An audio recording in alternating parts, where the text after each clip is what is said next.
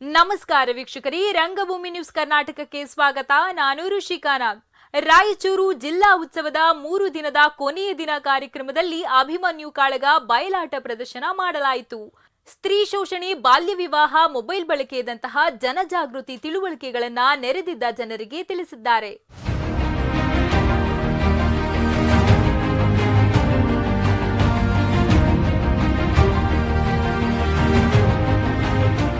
ರಂಗಭೂಮಿ ನ್ಯೂಸ್ ಕರ್ನಾಟಕ ದಿನಾಂಕ 7/2/2026 ರಾಯಚೂರು ಜಿಲ್ಲಾ ಉತ್ಸವದ 3 ದಿನದ ಕೊನೆಯ ದಿನ ಕಾರ್ಯಕ್ರಮದಲ್ಲಿ ಜಿಲ್ಲೆಯ ಡಿವೈಎಸ್ಪಿ ಶಾಂತವೀರರವರು ಬಯಲಾಟ ಮೇಲಿನ ಕಾಳಜಿ ಹಾಗೂ ಪ್ರೀತಿ ಗೌರವದೊಂದಿಗೆ ಅಭಿಮನ್ಯು ಕಾಳಗ ಬಯಲಾಟದಲ್ಲಿ ಬರುವ ಅಭಿಮನ್ಯುವಿನ ಪಾತ್ರಧಾರಿಯಾಗಿ ಕುಣಿತ ಮತ್ತು ಬಯಲಾಟದ ಸಂಭಾಷಣೆ ಮೂಲಕ ಪ್ರಸ್ತುತಪಡಿಸಿ ಜನಜಾಗೃತಿ ಉತ್ಸವಕ್ಕೆ ನೆರೆದಿದ್ದ ಅಂದಾಜು 3 ಲಕ್ಷ ಜನರಿಗೆ ಮೊಬೈಲ್ ಬಳಕೆ, ಸ್ತ್ರೀ ಶೋಷಣೆ, ಬಾಲ್ಯ ವಿವಾಹದಂತಹ ಜನಜಾಗೃತಿ ತಿಳುವಳಿಕೆಯನ್ನ ನೆರೆದ ಜನರಿಗೆ ತಿಳಿಸಿ ಹಾಗೂ ಬಯಲಾಟ ಪ್ರದರ್ಶನ ರಾಜ್ಯ ಹಾಗೂ ರಾಷ್ಟ್ರ ಮಟ್ಟದಲ್ಲಿ ಪ್ರದರ್ಶನಗೊಳ್ಳಲು ಅಗತ್ಯ ಪ್ರೋತ್ಸಾಹಿಸುವುದಾಗಿ ತಿಳಿಸಿ ಮುಂದಿನ ದಿನಗಳಲ್ಲಿ ನಮ್ಮ ಸಿಬ್ಬಂದಿಯಿಂದ ಜನಪದ ಕಲೆಯಾದ ಬಯಲಾಟವನ್ನು ಸಿಬ್ಬಂದಿಯಿಂದಲೇ ತರಬೇತಿಗೊಳಿಸಿ ಪ್ರದರ್ಶಿಸುವ ವ್ಯವಸ್ಥೆ ಮಾಡುವೆ ಎಂದರು.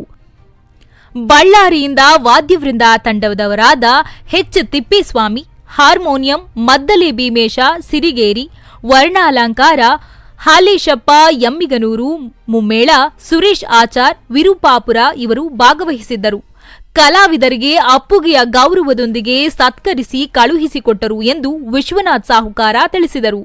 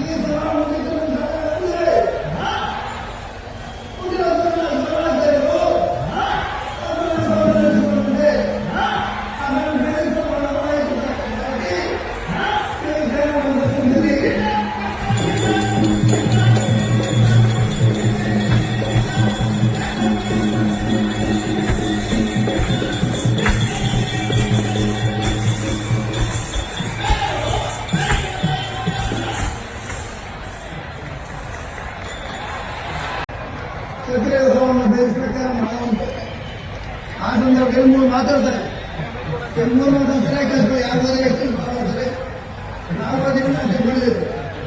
ಆ 3 ಮಾತೇನಂದ್ರೆ, ಒಂದೇದು ಯಾರ್ಯಾರು ಮೋಟರ್ ಸೈಕಲ್ ಏನ್ ಮಾಡ್ತೀರಿ ಅವರೆಲ್ಲರೂ ಕಡ್ಡಾಯವಾಗಿ ಹೆಲ್ಮೆಟ್ ಹಾಕಬೇಕು. ಅಭಿಮನ್ಯು ಸಾಧಕಾರೆ 2 ಮಾತಾಡ್ತಾರೆ, 18 ವರ್ಷದ ಒಳಗಿನ ಹೆಣ್ಣು ಮಕ್ಕಳಿಗೆ ಲೈಂಗಿಕ ದೌರ್ಜನ್ಯ ಮಾಡಬೇಡ, ಅವರಿಗೆ ಮದುವೆ ಮಾಡಬೇಡ ಅಂತ ಅವರು ಹೇಳ್ತಾರೆ.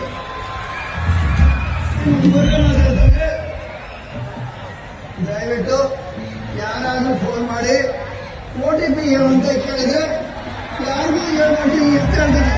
Thank you. ನನಗೆ ಬಹಳ ಪ್ರಶ್ನೆ ಕೊಡ್ತಕ್ಕಂಥ ನಮ್ಮ ಜಿಲ್ಲಾಡಳಿತಕ್ಕೆ, ನಮ್ಮ ಸ್ಪೀಕರ್ಗೆ, ನಮ್ಮ ಎಲ್ಲ ಸ್ಪೀಕರ್ಗೆ ಎಲ್ಲರಿಗೂ ಥ್ಯಾಂಕ್ ಯು.